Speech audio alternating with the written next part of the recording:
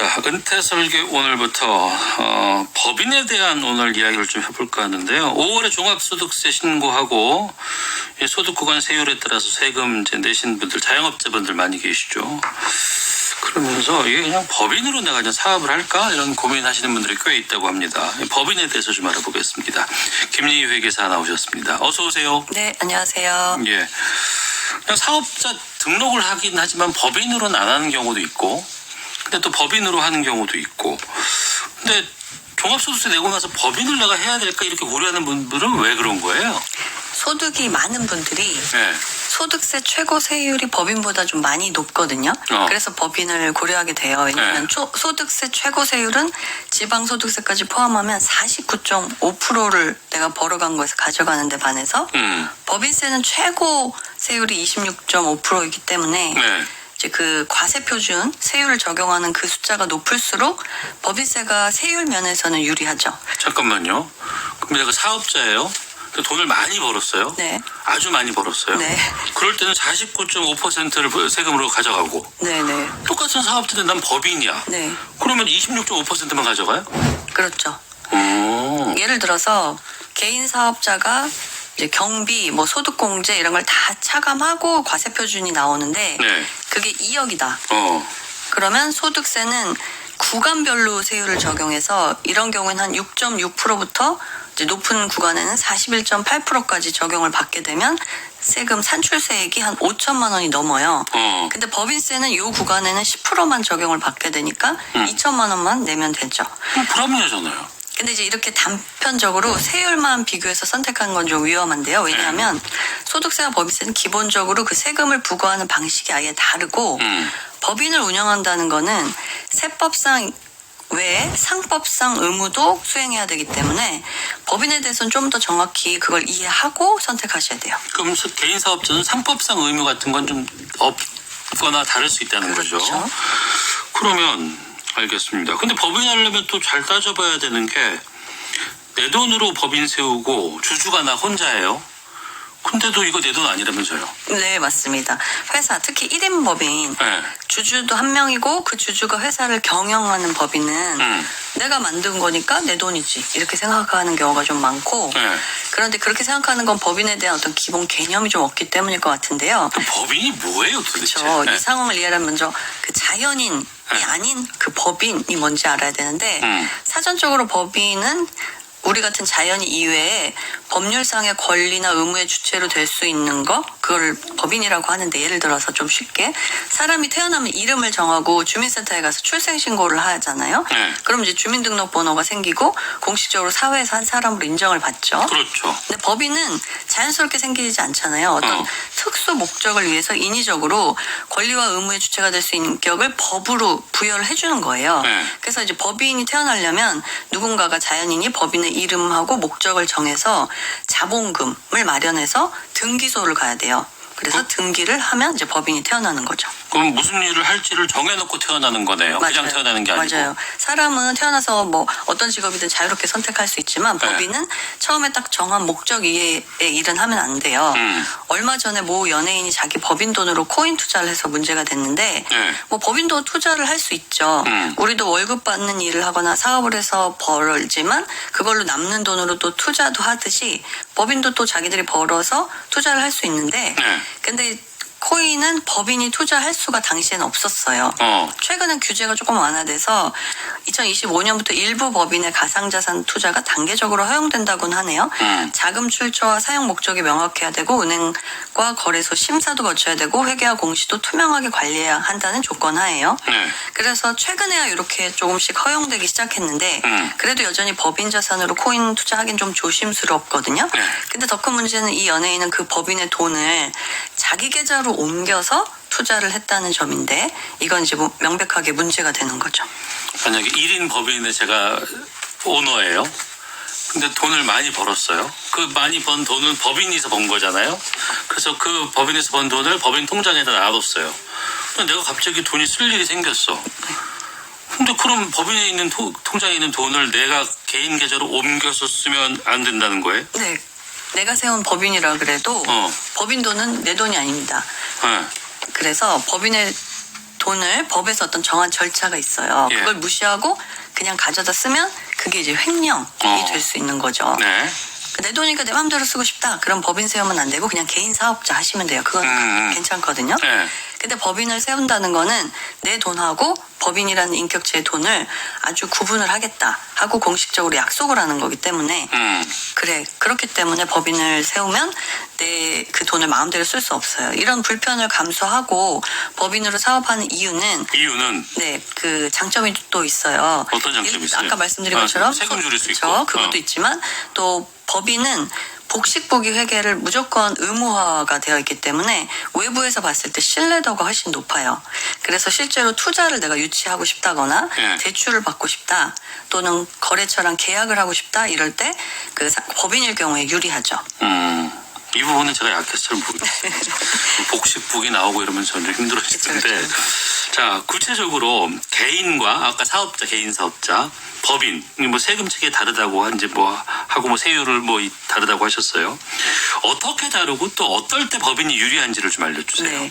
소득세는 열거주의라서 소득세법에서 열거된 것만 과세하고 네.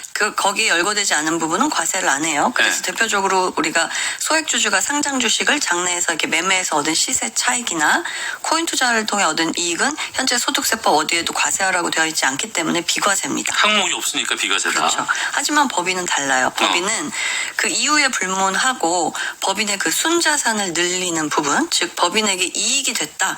그럼 그게 뭐 국내 주식 매매 차익이건 뭐 코인을 했건 다 상관없이 모두 법인세를 부과하도록 정해져 있어요. 예. 근데 말씀드린 것처럼 아까 세율이 좀 낮기 때문에 사업을 해서 얻는 소득이나 주택이나 부동산을 빌려주고 얻는 그런 소득이나 또는 부동산을 사고 팔아서 얻는 소득 이런 게 굉장히 큰 경우에는 법인을 통해서 절세를 하실 수 있죠. 네. 그리고 내가 생각하는 이 사업이 수익성이 엄청 좋아. 그러면은 설립할 때 주주를 자녀로 해서 법인을 설립하면 네. 자연스럽게 법인을 통해서 만들어내는 그 부를 자녀가 가져갈 수 있잖아요. 주주로서. 그렇게 이전될 수 있기 때문에 그 자산 이전 계획을 세울 때도 법인을 고려할 수 있어요. 이런 거 해도 돼요? 괜찮아요? 네, 합법적으로 할 수 있는 방안들은 많이 있습니다. 예. 하지만 이게 세금이나 모든 부분이 개인의 상황에 따라서 뭐가 유리하고 불리하고 말씀하신 것처럼 이게 적법한 절차인지 아니면 탈세인지 이런 것들이 좀 다 미묘하기 때문에 반드시 법인을 세워서 뭘 하겠다 하실 때는 전문가랑 좀 개별 상담을 받고 결정하시는 것이 좋습니다. 근데 그러면 1인 법인인데 내가 이거 세우고 내가 이거 여러 가지 혜택도 받고 절세를 하려고 만들고 했는데 돈을 벌었단 말이에요. 그럼 난 그 돈을 써야 되잖아요. 그렇죠. 근데 법인의 돈이잖아요. 그럼 네. 그걸 내가 쓰고 싶어요. 네네네. 그럼 어떻게 해야 돼요? 그러면 근로 내가 대표자로서 그 법인에서 일을 하고 있다. 월급 받는다고요? 그렇죠. 그럼 급여로 받아오시면 되고 열심히 일하고 나중에 퇴직하실 때 퇴직금으로 받아오시고요. 네. 그 대신에 그럴 때는 근로소득세 내고 가져오는 거고 퇴직소득세를 내고 가져오는 거죠. 또 주주다. 그럼 배당으로 받으시면 되고요. 이때는 배당 소득세금을 내고 가져오셔야 돼요. 그 배당은 제가 마음대로 정해도 돼요? 근데 주주가 1인이면 땅땅땅 해가지고 추총해서 정하면 되는데요.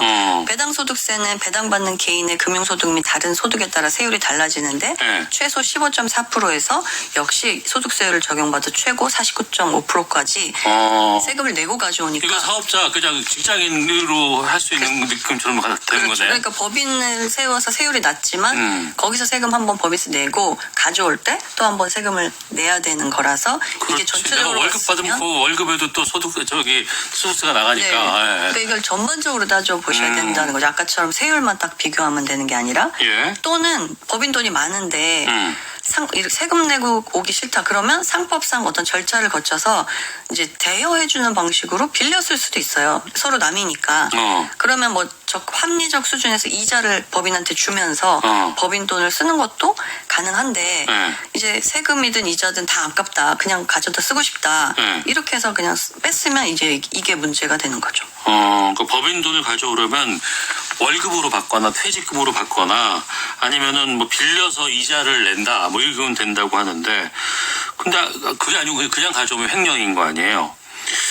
근데 솔직히 1인 법인 이거 다 누가 챙겨봐요? 이거 그냥 하는 사람들 꽤 있을 것 같은데. 맞아요. 그래서 소규모 법인에서는 대표가 잠깐 내가 쓰고 줄게 이렇게 해서 가져가시는 경우가 종종 있죠. 네. 그러면 이제 그 회계 담당자는 가지급금이라고 이렇게 처리를 해요. 예. 이건 이제 그 가계정이죠. 그러면 이걸 연말까지 돌려놓지 않으면 또 다시 이거를 대표자한테 빌려준 걸로 처리는 해요. 대여금 이렇게 처리는 하는데 그러면 그렇게 처리하면 되잖아요. 이제 문제는 이 가지급금이 많아지면 세무적으로 불이익이 생기고 대외 신뢰도도 떨어지는 거죠. 예를 들어서 결산을 했는데 대표자 대여금이나 가지급금이 그 재무 복식부기한 재무 상태표에 나타나면 네. 금융기관이 보기에 이 회사는 대표가 회사 돈을 막 갖다 쓰는 회사네. 이렇게 보면 그 신뢰가 떨어지겠죠. 그리고 국세청은 아예 법으로 정해놨어요. 이렇게 가지급금으로 가져가면 법인세를 더 부과하겠다. 해서 왜냐하면 그 돈으로 법인을 해서 더 추가 이익을 냈으면 법인세를 냈을 텐데 그걸 포기한 걸로 보고선 그만큼 세금을 이제 가져가겠다고 하는 거죠. 그러니까 개인 사업자하고 법인하고는 이제 완전히 그 목적도 다르고 하기 때문에 이제 이런 규칙이라든가 이런 것들을 좀 다뤄줄 수밖에 없는 데인데, 근데 법인 자체가 은행에다가 대출을 받기도 하잖아요. 개인이 아니니까. 그렇죠. 근데 그러면 그 돈도 대표나 주주가 함부로 쓸 수는 없는 거 아닌가 싶은데. 그렇죠. 맞습니다. 네. 차입금이 있는 법인의 경우에 더 큰 문제가 됩니다. 법인이 대출을 받았다는 건 그 법인의 신용을 기반으로 해서 돈을 빌린 거고 네. 그 돈은 법인이 아까 말한 정해진 사업 목적에 맞게 사용해서 수익을 내고 그 수익으로 갚으라는 전제 하에 보통 빌려주는데 그걸 주주나 대표가 개인적인 용도로 사용한다면 채권자 입장에서는 바로 상환해라 이렇게 요구할 수도 있고 이렇게 되면 법인이 갑자기 갚을 돈이 없어서 존속 자체가 위험해질 수도 있죠. 알겠습니다. 뭐 큰데 뭐 알아서들 하실 것 같고 그냥 지금 1인으로 사업자 등록해서 사고 하는 분들이 법인 좀 할까? 이런 분들 아니면 지금 1인 법인을 운영하시는 분들 기억할 것들 정리해 주세요. 네. 요즘은 법인을 비교적 쉽게 만들 수 있기 때문에 소규모 법인들도 많습니다.